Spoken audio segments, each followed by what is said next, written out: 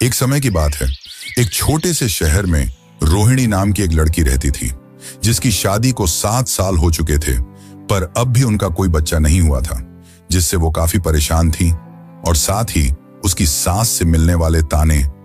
दरअसल रोहिणी की शादी के कुछ ही महीनों बाद उसके पति की नौकरी चली गई और साथ ही उसके ससुर भी ज्यादातर समय बीमार रहने लगे। और रोहिणी की सास को लगता था कि जब से यह लड़की हमारे घर आई है, तब से सब अशुभ हो रहा है। अपने सास से मिलने वाले रोजाना तानों और संतानहीनता से रोहिणी काफी परेशान थी और ज्यादातर समय दुखी रहती थी। तभी एक दिन अचानक उनके घर एक साधु आए। उन्होंने रोहिणी को सुझाव दिया कि एक बार वो माता रानी के दर्शन जरूर करे। शुरू में तो रोहिणी ने पैसों की कमी की वजह से इस बात पर ध्यान नहीं दिया, पर एक दिन रात को कुछ ऐसा हुआ कि रोहिणी ने मन बना लिया कि अब वह माता के दर्शन जरूर करेगी। जिसके बाद उसने अपनी शादी की कंगन को गिरवी रख पैसे जुटाए और अपने पति के साथ माता रानी के दर्शन को चल पड़ी। माता के दर्शन के बाद कुछ ऐसा हुआ जिसने रोहिणी की जिंदगी बदल दी। उसके पति को बड़ी कंपनी से जॉब ऑफर आया और साथ ही उसकी मां बनने की इच्छा भी पूरी हुई। और आखिर पूरी होती भी क्यों नहीं, आखिर एक मां का कष्ट दूसरी मां नहीं समझेगी तो और कौन समझेगा। जी हां दोस्तों, हम बात कर रहे हैं माता वैष्णो देवी की। जम्मू कश्मीर की हरी भरी पहाड़ियों के बीच बसा है माता वैष्णो देवी का मंदिर, जहां हर साल लाखों श्रद्धालु केवल माता की एक दर्शन के लिए आते हैं। और भक्तों का कहना है कि माता के बुलावे के बिना यहां कोई नहीं आ सकता, और जो भी आता है माता उसकी सभी मुश्किलों को दूर कर देती है। भक्तों का कहना है कि मैं यहां नहीं आया, मुझे माता ने बुलाया है। ये कोई सामान्य मंदिर नहीं है, बल्कि आस्था, रहस्य और अदृश्य शक्ति का ऐसा संगम है जहां हर कदम पर कुछ अनजाना आपका इंतजार कर रहा होता है। जम्मू कश्मीर के त्रिकूट पर्वत पर स्थित माता वैष्णो देवी का मंदिर सदियों से करोड़ों भक्तों की आस्था का केंद्र रहा है, लेकिन इसकी गुफाओं की दीवारों में ऐसी कहानियां दबी हैं जो आज भी पूरी तरह उजागर नहीं हो पाई हैं। कहते हैं इस गुफा में सिर्फ वही पहुंच सकता है जिसे खुद माता बुलाती हैं, और जब तक उनका बुलावा ना हो कोई यहां तक आ भी नहीं सकता। हर साल लाखों लोग कटरा से लगभग 14 किलोमीटर की कठिन चढ़ाई पूरी कर माता के दरबार तक पहुंचते हैं, लेकिन ज्यादातर को पता नहीं होता कि इस पावन यात्रा के हर मोड़ पर सदियों पुरानी चमत्कारिक घटनाएं छुपी हैं। यही बाण गंगा है, जहां माता ने अपने धनुष से तीर चलाकर प्यासे हनुमान के लिए जलधारा निकाली थी, और वही चरण पादुका जहां माता के चरणों के निशान आज भी शिला पर अंकित हैं। लेकिन इन स्थलों से भी ज्यादा रहस्यमयी है वह गुफा जहां माता ने 9 महीने तक तपस्या की और फिर भैरवनाथ नामक राक्षस का वध करके उसके सिर को दूर भैरव घाटी में गिरा दिया। कहते हैं माता ने मरते समय भैरव को मोक्ष देकर यह वरदान भी दिया कि जब तक कोई भक्त भैरवनाथ के मंदिर तक न जाए, उसकी यात्रा अधूरी मानी जाएगी। शायद इसलिए आज भी हर भक्त माता के दर्शन के बाद भैरव घाटी तक अवश्य जाता है। और साथ ही यह कहा जाता है कि इस गुफा में आज भी माता अदृश्य रूप में विराजमान है। कलयुग में भगवान विष्णु के कल की अवतार की प्रतीक्षा कर रही हैं, लेकिन यह तो बस शुरुआत है। इस गुफा के भीतर ऐसे रहस्य छुपे हैं जो आज तक कोई वैज्ञानिक भी नहीं सुलझा पाया। यहाँ की तीनों पिंडियाओं, महाकाली, महालक्ष्मी और महासरस्वती, किसी मानव द्वारा नहीं बनाई गई, बल्कि स्वयंभू हैं, यानी स्वयं धरती से प्रकट हुई। इन पिंडियों के पास बहती दिव्य जलधारा सदियों से कभी नहीं सूखती, चाहे मौसम कैसा भी हो। गुफा के भीतर छिपे 2 गुप्त द्वार आज भी बंद हैं, जिनके बारे में कहा जाता है कि माता ने भैरव से बचने के लिए इन्हीं से होकर मार्ग बदला था। और यहीं कहीं अदृश्य आकाश मार्ग भी है, जो सामान्य आंखों से दिखाई नहीं देता। कहा जाता है कि यह मार्ग केवल दिव्य आत्माओं को ही नजर आता है। यह सब बातें सुनने में किसी दंतकथा जैसी लगती हैं, लेकिन इन्हें लेकर यहाँ के लाखों भक्तों का अटूट विश्वास आज भी कायम है। यही वजह है कि वैष्णो देवी की यह यात्रा सिर्फ एक धार्मिक यात्रा नहीं, बल्कि एक रहस्यमयी आध्यात्मिक अनुभव भी है। तो चलिए आज हम आपको इस अद्भुत सफर पर ले चलते हैं, और अंत में हम यह भी जानेंगे कि आप कैसे यहाँ जा सकते हैं और माता रानी के दर्शन कर सकते हैं। तो चलिए चलते इस आध्यात्मिक यात्रा पर। लेकिन उससे पहले अगर आपको वीडियो अच्छी लग रही है तो लाइक करके कमेंट में जय माता दी जरूर लिखें। त्रेता युग, जब धर्म की जड़ें डगमगाने लगी थीं, जब अधर्म की शक्तियां चारों दिशाओं से पृथ्वी को निगलने के लिए बढ़ चली थीं, उस समय धरती माता पीड़ा से व्याकुल होकर त्रिमूर्ति ब्रह्मा, विष्णु और महेश के समक्ष पहुंची। उन्होंने करुणा से कांपते स्वर में कहा, हे देवताओं, अधर्म का अंधकार मेरे आंचल में फैल गया है, कृपा कर कोई उपाय कीजिए। त्रिदेवों ने विचार किया, किंतु इस बार समाधान उनके नहीं, उनकी शक्तियों के हाथों में था। तभी ब्रह्मा की पत्नी सरस्वती, विष्णु की पत्नी लक्ष्मी और शिव की अर्धांगिनी काली, तीनों दिव्य देवियां एक साथ प्रकट हुईं और फिर तीनों देवियों ने अपनी आध्यात्मिक ऊर्जाओं को एकत्र कर एक दिव्य यज्ञ किया। उस यज्ञ से एक प्रचंड तेज पुंज निकला, इतना दीप्तमान कि उसकी आभा से दिशाएं झिलमिला उठीं। उसी तेज पुंज से एक दिव्य कन्या प्रकट हुई, एक अलौकिक सौंदर्य और असाधारण तेज से चमकती। यही थी वैष्णवी। देवियों ने उस बालिका को आशीर्वाद देकर कहा, तुम्हारा जन्म पृथ्वी पर रत्नाकर सागर नामक परम भक्त दंपत्ति के घर होगा। तुम्हारा उद्देश्य होगा धर्म की स्थापना, पीड़ितों की रक्षा और मानवता को मोक्ष का मार्ग दिखाना। कुछ समय पश्चात दक्षिण भारत के रत्नाकर सागर के घर एक दिव्य ज्योति समान कन्या का जन्म हुआ, माता वैष्णवी। जन्म के क्षण से ही उनका व्यक्तित्व असाधारण था। वैष्णवी बचपन से ही अन्य बच्चों से भिन्न थीं। जहां अन्य बालिकाएं खेलों में मग्न रहती, वहीं वैष्णवी शांत वन प्रांतरों में ध्यान मग्न बैठ जाती। वे छोटी आयु में ही वेदों और शास्त्रों का ज्ञान समझने लगी। उन्होंने सांसारिक जीवन की चकाचौंध को कभी महत्व नहीं दिया। उनका मन केवल भक्ति, ध्यान और सेवा में रमा रहता था। वे कई बार ऊंचे पर्वतों पर जाकर एकांत में बैठ जाती और तपस्या करती। उनके भीतर इतनी प्रबल आत्मिक ऊर्जा थी कि वन के हिंसक पशु भी उनके समीप आकर शांत हो जाते। यह दृश्य देखकर गांव वाले उन्हें देवी कन्या कहकर पुकारने लगे। जैसे जैसे वैष्णवी बड़ी हुईं, उनका तप और साधना और भी गहरा होता गया। वे भोजन बहुत कम लेती, अधिकतर समय मौन व्रत रखती और ध्यान में लीन रहती। 9 वर्ष की आयु में उन्हें झात हुआ कि भगवान विष्णु श्री राम के रूप में पृथ्वी पर अवतरित हो चुके हैं। उस क्षण उन्होंने मन ही मन एक संकल्प लिया, मैं इस जन्म में किसी भी अन्य पुरुष से विवाह नहीं करूंगी। यदि विवाह करना है तो केवल भगवान श्री राम से ही। इसी संकल्प ने उनके जीवन की दिशा बदल दी। वे दिन रात भगवान राम का ध्यान करती रहीं। उनका मन सांसारिक मोह से और भी दूर होता गया। कुछ समय बाद जब सीता हरण के पश्चात भगवान राम दक्षिण से उत्तर की ओर जा रहे थे और रामेश्वरम पहुंचे, तब उनकी भेंट वैष्णवी से हुई। वैष्णवी ने उनके चरणों में गिरकर कहा, प्रभु, मैं आपको अपना पति रूप में प्राप्त करना चाहती हूं। भगवान राम ने करुणा से मुस्कुराते हुए कहा, वैष्णवी, इस जन्म में मैंने एक पत्नी व्रत लिया है और मैं केवल सीता के प्रति समर्पित हूं, परंतु तुम्हारी भक्ति और प्रेम से मैं प्रसन्न हूं। मैं तुम्हें यह आशीर्वाद देता हूं, कलयुग में जब मैं विष्णु का अंतिम अवतार लेकर पृथ्वी पर आऊंगा, तब तुमसे मिलन करूंगा। भगवान राम ने जाते जाते हनुमान जी को भी आदेश दिया कि वे कलयुग तक माता की सेवा और रक्षा करेंगे। इस प्रकार वैष्णवी ने सांसारिक जीवन को त्याग दिया और उत्तर दिशा की ओर निकल पड़ी। उन्होंने जंगलों, नदियों और पर्वतों को पार करते हुए त्रिकूट पर्वत की तलहटी में अपना आश्रम बनाया और ध्यान में लीन हो गई। उनके भीतर से निकलती दिव्य आभा धीरे धीरे दूर दूर तक फैलने लगी। गांव गांव से लोग उनके दर्शन करने आने लगे। किसी को संतान की प्राप्ति हुई, किसी का असाध्य रोग मिट गया और किसी को जीवन में नई दिशा मिल गई। लोग कहने लगे, यह कोई साधारण कन्या नहीं, शक्ति का स्वरूप है।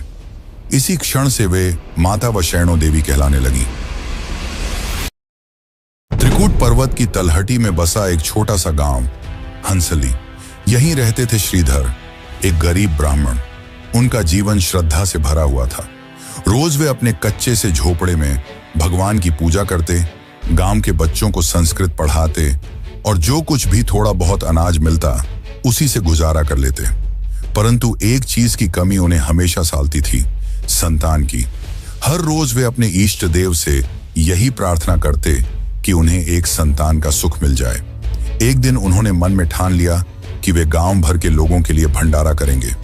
आसपास के गांवों के साधु संतों को भी आमंत्रण भेज दिया, पर जब दिन निकट आया तो उनके पास पर्याप्त अन्न नहीं था। यह चिंता उन्हें भीतर से तोड़ने लगी। भंडारे वाले दिन जैसे ही दोपहर हुई, साधु संत गांव वाले सब आने लगे। श्रीधर मन ही मन रो रहे थे। तभी एक चमत्कार हुआ। भीड़ में एक नन्ही कन्या आई, लगभग 9-10 वर्ष की। उसके चेहरे पर अद्भुत तेज था, आंखों में करुणा और होठों पर हल्की मुस्कान। वह शांतिपूर्वक रसोई में चली गई और देखते ही देखते जैसे कोई अदृश्य शक्ति उसके हाथों को चला रही हो, वह सबके लिए स्वादिष्ट भोजन परोसने लगी। चावल, दाल, सब्जी, हलवा, जो किसी ने मांगा वही वहां उपस्थित हो गया। भंडारे के बाद वह कन्या अचानक भीड़ में से अदृश्य हो गई। उसी रात वह श्रीधर के स्वप्न में आई और बोली, मैं वही वैष्णवी हूं, त्रिकूट पर्वत की गुफाओं में निवास करती हूं। तुम मेरे इस स्थान की खोज करो। अगली सुबह श्रीधर गुफाओं की खोज में निकले और अंततः त्रिकूट पर्वत की उस पवित्र गुफा तक पहुंचे जहां आज माता वैष्णो देवी का भवन स्थित है। पर उसी समय एक और कथा आकार ले रही थी, जो इस पूरी गाथा को नया मोड़ देने वाली थी। भंडारे में शामिल साधु गोरखनाथ भी आए थे, उनके साथ उनका शिष्य भैरवनाथ भी। भैरव एक बलवान, अहंकारी और सिद्धियों के लोभी युवक थे। जब उन्होंने उस कन्या वैष्णवी को देखा तो उनके मन में मोह और अहंकार जाग उठा। उन्होंने सोचा, यह कोई साधारण कन्या नहीं, देवी स्वरूप है। यदि मैं इसे वश में कर लूं तो मुझे अद्भुत सिद्धियां प्राप्त हो सकती हैं। उन्होंने भोजन में मांस की मांग की और जब वैष्णवी ने नम्रता से कहा कि यह पवित्र ब्राह्मण का भंडारा है जहां केवल सात्विक भोजन मिलेगा, तो उनका अहंकार भड़क उठा। भोजन समाप्त होते ही भैरवनाथ ने उसका पीछा करना शुरू कर दिया। वैष्णवी ने अनेक बार उन्हें समझाया कि वे सन्यासिनी हैं, पर वे नहीं माने। जब भैरव की मर्यादा टूटी तो वैष्णवी ने वायु रूप धारण किया और त्रिकूट पर्वत की ओर उड़ चली। भैरव भी अपनी सिद्धियों के बल पर उनके पीछे भागने लगे। यह पीछा घाटियों, झरनों और पहाड़ियों को पार करता हुआ कटरा से त्रिकूट की ओर बढ़ा। रास्ते में जब उनके भक्त हनुमान जी को प्यास लगी तो वैष्णवी ने अपने धनुष से एक बाण चलाया। जिस स्थान पर वह बाण गिरा वहीं से जलधारा फूट पड़ी। यही आज की बाणगंगा है। आज भी कहा जाता है कि इस जल में स्नान करने से सारे पाप धुल जाते हैं और आत्मा शुद्ध हो जाती है। बाणगंगा पार करने के बाद वैष्णवी त्रिकूट की तलहटी पर स्थित एक संकरी गुफा में पहुंची। इस गुफा को आज अधिकुमारी गुफा कहा जाता है। इसका अर्थ है आधी कन्या। माता ने यहाँ 9 महीने तक ध्यान और तपस्या की। यह गुफा इतनी संकरी है कि भक्तों को आज भी अंदर से निकलने के लिए अपने शरीर को मोड़ना पड़ता है। माना जाता है कि इस गुफा से सुरक्षित निकलने वाले भक्तों के जीवन के सभी संकट समाप्त हो जाते हैं। 9 महीने बाद माता अधिकुमारी गुफा से निकलकर महागुफा की ओर चली गई, पर भैरवनाथ अब भी पीछा करता हुआ पहुंच गया। जैसे ही वह गुफा के द्वार पर पहुंचा, माता ने अपने दिव्य रूप को प्रकट किया। उनके नेत्र अग्नि समान लाल हो उठे, मुख से तेजस्वी ज्वाला निकलने लगी और देखते ही देखते वे महाकाली के स्वरूप में प्रकट हो गईं। उन्होंने अपने त्रिशूल से भैरवनाथ का सिर धड़ से अलग कर दिया। उसका सिर गुफा से दूर जाकर एक घाटी में गिरा। आज वही स्थान भैरव घाटी कहलाता है। मृत्यु के अंतिम क्षणों में भैरव को अपने अहंकार पर पछतावा हुआ। उसकी आंखों से आंसू बह निकले। उसने माता से क्षमा मांगी और कहा, हे मां, मैंने आपको परखने में भूल की, मुझे मोक्ष दीजिए। माता के करुणामयी हृदय ने उसकी प्रार्थना स्वीकार कर ली। उन्होंने कहा, भैरव, तुमने मुझे पाने की जिद में मेरा विरोध किया, पर तुम्हारा उद्देश्य केवल सिद्धि नहीं, मोक्ष की खोज भी था। मैं तुम्हें मोक्ष प्रदान करती हूं और यह वरदान देती हूं कि जब तक कोई भक्त मेरे दर्शन के बाद तुम्हारे मंदिर में माथा नहीं टेकेगा, उसकी यात्रा अधूरी मानी जाएगी। इसी कारण आज भी माता के भवन से दर्शन के बाद भक्त लगभग 3 किलोमीटर की ऊंचाई चढ़कर भैरव घाटी स्थित भैरवनाथ मंदिर तक अवश्य जाते हैं। यह यात्रा केवल परंपरा नहीं, माता के आदेश और करुणा का प्रतीक है, जो याद दिलाती है कि अहंकार हमें भटका सकता है, पर सच्चे पश्चाताप से मुक्ति भी मिल सकती है। त्रिकूट पर्वत की ऊंचाइयों पर बसी वह पवित्र गुफा, जहां पहुंचते ही हर भक्त का मन एक अनजानी शांति से भर उठता है। कहते हैं कि यहीं उस स्थान पर माता वैष्णो देवी ने अपना लौकिक शरीर त्याग कर दिव्य रूप धारण किया था और उसी क्षण उनकी अद्भुत शक्ति 3 प्राकृतिक स्वयंभू पिंडियों के रूप में इस गुफा में प्रकट हुई। ये पिंडियां किसी मानव हाथ से तराशी नहीं गईं, बल्कि स्वयं धरती की गोद से उभरी थीं। यही कारण है कि इन्हें स्वयंभू कहा जाता है। गुफा के भीतर प्रवेश करते ही सबसे पहले बाईं ओर महाकाली की पिंडी दिखाई देती है, काली रंग की, गहनतम अंधकार जैसी। वे तमोगुण की अधिष्ठात्री हैं, विनाश की शक्ति जो हर बुराई को जड़ से मिटा देती है। बीच में महालक्ष्मी की पिंडी है, उज्ज्वल, आभामय और लालिमा लिए हुए। वे रजोगुण की प्रतिनिधि हैं, धन, वैभव और समृद्धि की देवी। और दाईं ओर महासरस्वती की पिंडी है, हल्की पीली आभा वाली, शीतल और शांत। वे सतोगुण की देवी हैं, ज्ञान, सृजन और विद्या की अधिष्ठात्री। तीनों पिंडियां किसी मूर्तिकार की रचना नहीं, बल्कि दिव्यता की जीवित प्रतीक मानी जाती हैं। कहा जाता है कि इनके दर्शन मात्र से भक्त के भीतर तीनों गुण, शक्ति, समृद्धि और ज्ञान का संतुलन जागृत हो जाता है। इन पवित्र पिंडियों तक पहुंचने का मार्ग भी अपने आप में एक तपस्या है। हर साल लाखों श्रद्धालु जम्मू से कटरा पहुंचते हैं और वहां से आरंभ करते हैं 13 से 14 किलोमीटर लंबी कठिन लेकिन रोमांचक पदयात्रा। शुरुआत होती है बाणगंगा से, वही स्थान जहां माता ने अपने धनुष से तीर चलाकर प्यासे हनुमान जी के लिए जलधारा प्रवाहित की थी। यह धारा आज भी अविरल बह रही है, चाहे गर्मी हो, सर्दी या बारिश। यहीं श्रद्धालु स्नान करके यात्रा का आरंभ करते हैं। बाणगंगा से कुछ दूरी पर आता है चरण पादुका, वह पवित्र शिला जिस पर आज भी माता के चरणों के निशान अंकित हैं। कहते हैं यहीं उन्होंने थोड़ी देर विश्राम किया था। श्रद्धालु इस स्थान पर माथा टेक कर आशीर्वाद लेते हैं और फिर आगे की कठिन चढ़ाई शुरू करते हैं। पहाड़ की संकरी पगडंडियों से गुजरते हुए यात्री पहुंचते हैं अधिकुमारी गुफा, वही गुफा जहां माता ने 9 महीने तक ध्यान और तपस्या की थी और जिसे पार करते समय भक्तों को आज भी अपने शरीर को मोड़कर जाना पड़ता है। अधिकुमारी से आगे चढ़ाई और कठिन हो जाती है, पर जय माता दी के उद्घोष से हर कदम में नई ऊर्जा भर जाती है।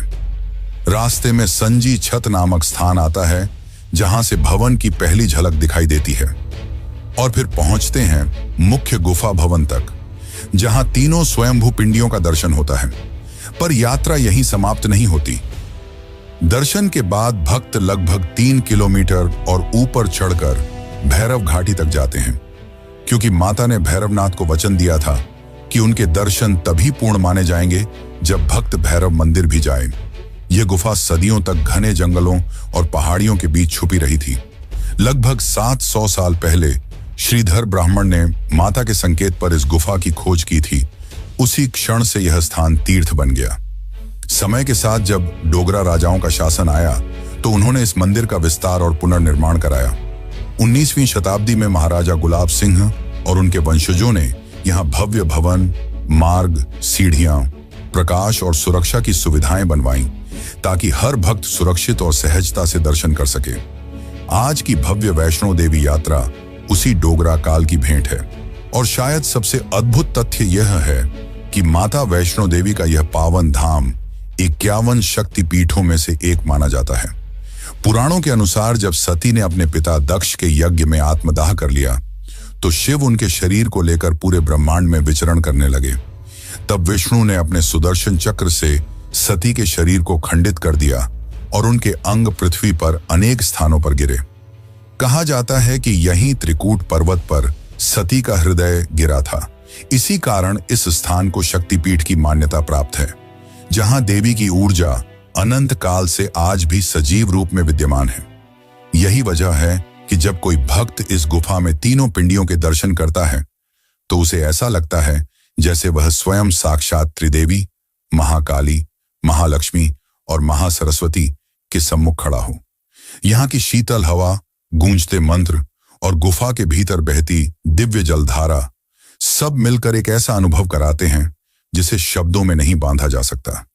यह केवल एक यात्रा नहीं, बल्कि आत्मा की उस खोज का आरंभ है जहां हर भक्त अपनी आस्था को नए जन्म की तरह महसूस करता है। सदियों से लाखों लोग यहां आए, लाखों ने दर्शन किए, पर आज भी कुछ प्रश्न हैं जो न तो किसी वैज्ञानिक ने हल किए, न किसी शास्त्र ने स्पष्ट उत्तर दिए। यहीं से शुरू होता है इस स्थान का सबसे आकर्षक और रोमांचक पक्ष, इसके अनगिनत रहस्य।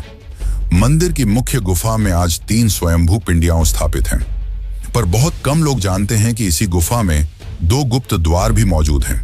कहा जाता है कि जब भैरवनाथ माता का पीछा करते हुए गुफा तक पहुंच गया था, तब माता ने अपने वायु रूप में बदलकर इन्हीं द्वारों से होकर मार्ग बदला और उसे भ्रमित कर दिया।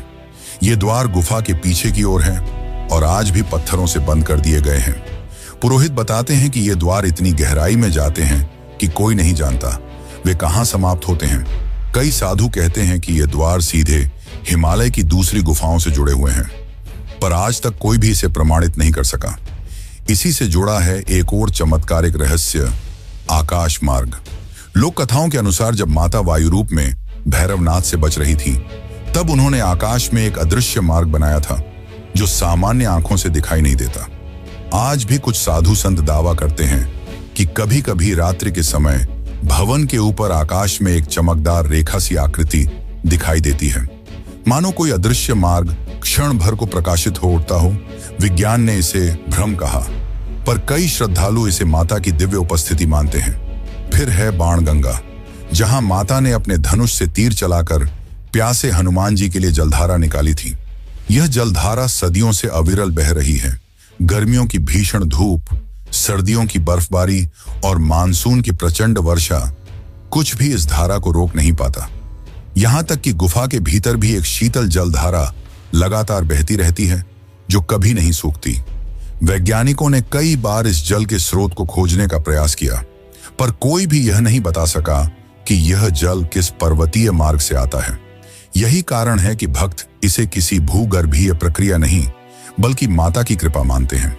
इसी यात्रा मार्ग पर एक और अद्भुत स्थान है, चांदनी गुफा।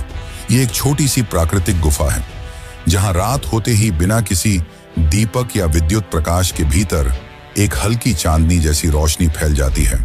गुफा की ओर जाते हुए मार्ग पर नवग्रह मंदिर भी आता है। कहा जाता है कि इस स्थान पर 9 ग्रहों की शक्तियों को शांत करने के लिए विशेष मंत्रों का उच्चारण किया जाता है। अनेक श्रद्धालु पहले नवग्रह मंदिर में पूजन करके आगे बढ़ते हैं, ताकि उनकी यात्रा में कोई बाधा न आए। इसके कुछ दूरी बाद एक और स्थान आता है, सती माता गुफा। मान्यता है कि जब भगवान शिव सती के शरीर को लेकर ब्रह्मांड में विचरण कर रहे थे और विष्णु ने अपने सुदर्शन चक्र से उनके अंग पृथ्वी पर गिराए, तब सती का हृदय यहीं त्रिकूट पर्वत पर गिरा था। इसीलिए इस स्थान को 51 शक्ति पीठों में गिना जाता है। इतिहासकारों और भूवैज्ञानिकों ने भी इस धाम पर कई अध्ययन किए। उन्होंने पिंडियों का परीक्षण किया, गुफा की चट्टानों की आयु मापी, जलधाराओं के स्रोत खोजने की कोशिश की, पर कोई निर्णायक उत्तर आज तक नहीं मिला। न तो कोई बता पाया कि ये तीनों पिंडियां एक ही चट्टान से किस प्रकार स्वतः उभरी, न ही यह कि इन जलधाराओं का स्रोत आखिर कहां है। यही अनुत्तरित प्रश्न इस धाम को और भी रहस्यमयी बना देते हैं। यही कारण है कि माता वैष्णो देवी की यात्रा सिर्फ एक धार्मिक अनुभव नहीं मानी जाती। तो चलिए अब हम जानते हैं कि आप कैसे यहां जा सकते हैं। हर साल लाखों लोग जब माता वैष्णो देवी का बुलावा पाते हैं, तो उनकी यात्रा शुरू होती है जम्मू जिले के एक छोटे से कस्बे कटरा से। यहीं से आरंभ होती है वह 13 से 14 किलोमीटर लंबी, रोमांचक और भावनाओं से भरी चढ़ाई, जिसे श्रद्धालु मां के दरबार की चढ़ाई कहते हैं। कटरा से निकलते ही पहला पड़ाव आता है बाणगंगा। यहाँ श्रद्धालु स्नान करके अपने मन और शरीर को शुद्ध करते हैं, क्योंकि माना जाता है कि इस जल में स्नान कर लेने से सारी नकारात्मक ऊर्जा पीछे छूट जाती है। बाणगंगा से लगभग 2.5 किलोमीटर ऊपर है चरण पादुका। यहाँ एक विशाल शिला पर माता के चरणों के निशान आज भी अंकित हैं। भक्त यहाँ माथा टेक कर आशीर्वाद लेते हैं और आगे की चढ़ाई शुरू करते हैं। इसके बाद रास्ता और कठिन होने लगता है, पर हर कदम पर गूंजता उद्घोष जय माता दी थकान को मिटा देता है। चरण पादुका से लगभग 6 किलोमीटर आगे है अधिकुमारी गुफा, वही संकरी गुफा जहां माता ने 9 महीने तक ध्यान और तपस्या की थी। आज भी भक्त इस गुफा के अंदर से होकर निकलते हैं और मान्यता है कि जो भी भक्त यहाँ से सफलतापूर्वक गुजर जाता है उसकी सभी मनोकामनाएं पूर्ण होती हैं। अंततः पहुंचते हैं मुख्य धाम भवन तक। त्रिकूट पर्वत की गोद में बसी वह दिव्य गुफा जहां माता आज भी 3 स्वयंभू पिंडियों महाकाली, महालक्ष्मी और महासरस्वती के रूप में विराजमान है। भवन के अंदर प्रवेश से पहले सुरक्षा जांच होती है और हर भक्त को यात्रा स्लिप और RFID यंत्र पहनना अनिवार्य होता है। यह आधुनिक व्यवस्था हर श्रद्धालु की लोकेशन और समय को ट्रैक करती है, जिससे भीड़ भाड़ में भी सुरक्षा बनी रहती है। आज की यात्रा अब केवल पैदल ही नहीं होती। जो लोग पूरी दूरी चल नहीं सकते उनके लिए कई विकल्प उपलब्ध हैं, जैसे घोड़े और खच्चर की सवारी, पालकी, बैटरी कारें, रोपवे और यहाँ तक कि कटरा से संजी छत तक हेलीकॉप्टर सेवा भी। हेलीकॉप्टर मात्र कुछ ही मिनटों में ऊंचाई पार कर देता है, जिससे बुजुर्ग और अस्वस्थ श्रद्धालु भी आसानी से भवन तक पहुंच सकते हैं। भवन से लगभग 3 किलोमीटर ऊपर स्थित भैरव घाटी तक पहुंचने के लिए श्रद्धालु या तो पैदल चढ़ते हैं या नए बने रोपवे से कुछ ही मिनटों में ऊपर पहुंच जाते हैं। मां वैष्णो देवी का दरबार केवल एक धार्मिक स्थल नहीं, बल्कि पर्वों और उत्सवों का भी केंद्र है। नवरात्र के 9 दिनों में यहाँ पूरे पर्वत को रोशनी से सजाया जाता है, भव्य झांकियां निकाली जाती हैं और दिन रात भजन कीर्तन चलता रहता है। रामनवमी, दीपावली और महाशिवरात्रि के अवसर पर भी यहाँ विशेष पूजन, रात्रि जागरण और मंत्रोच्चार के आयोजन होते हैं, जिनमें देश विदेश से लाखों श्रद्धालु सम्मिलित होते हैं। जब कोई श्रद्धालु माता वैष्णो देवी की कठिन चढ़ाई पूरी कर गुफा में तीनों पिंडियों के दर्शन करता है, तो वह केवल एक मंदिर नहीं देखता, वह एक अदृश्य शक्ति को महसूस करता है जो उसके मन, शरीर और आत्मा को छू जाती है। यहाँ आने वाला हर यात्री अपने भीतर एक नया विश्वास लेकर लौटता है कि चाहे जीवन में कितनी भी अंधकार हो, एक दिव्य ज्योति हमेशा उसका मार्ग आलोकित करती रहेगी। यही ज्योति है माता वैष्णो देवी की करुणा, जो हर युग, हर काल में अपने भक्तों की रक्षा करती आ रही है और करती रहेंगी। जय माता दी।